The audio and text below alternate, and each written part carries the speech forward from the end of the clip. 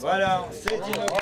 L'actualité en bref de ce mercredi, c'est d'abord l'achèvement d'un chantier à un peu moins de 750 000 € qui tourne une page de l'histoire de l'ancien hôtel-restaurant de la gare de Darney.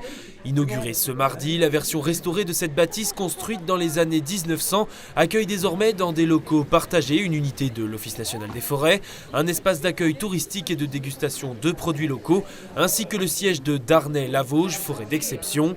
Une inauguration en grande pompe au son des corps de chasse de l'ensemble Rallye-Trompe du Tauly. L'occasion aussi de démarrer la deuxième saison des marchés itinérants des Vosges côté sud-ouest, avec cette première date à Darney donc. Prochaine étape de ce rendez-vous des producteurs et artisans locaux à Lignéville le 18 juin prochain.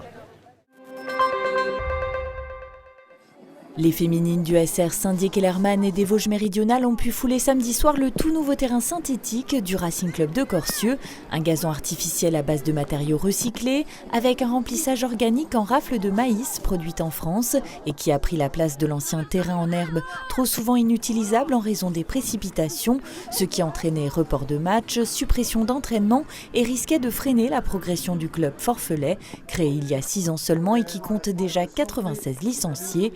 Coût de l'investissement 700 000 € hors taxes, largement subventionné. Il existe une trentaine de terrains synthétiques dans les Vosges.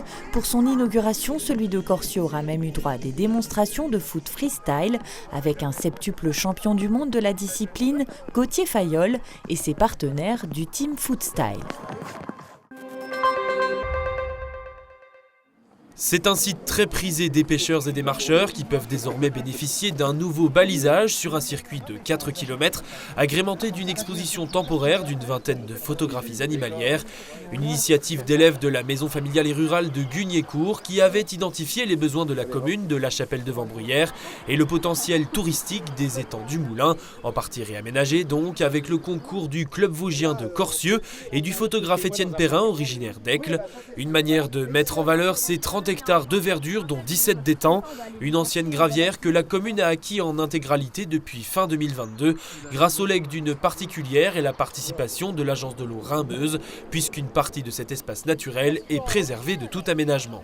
La mairie cherche maintenant un investisseur pour réaménager l'ancienne bâtisse attenante en restaurant ou en guinguette.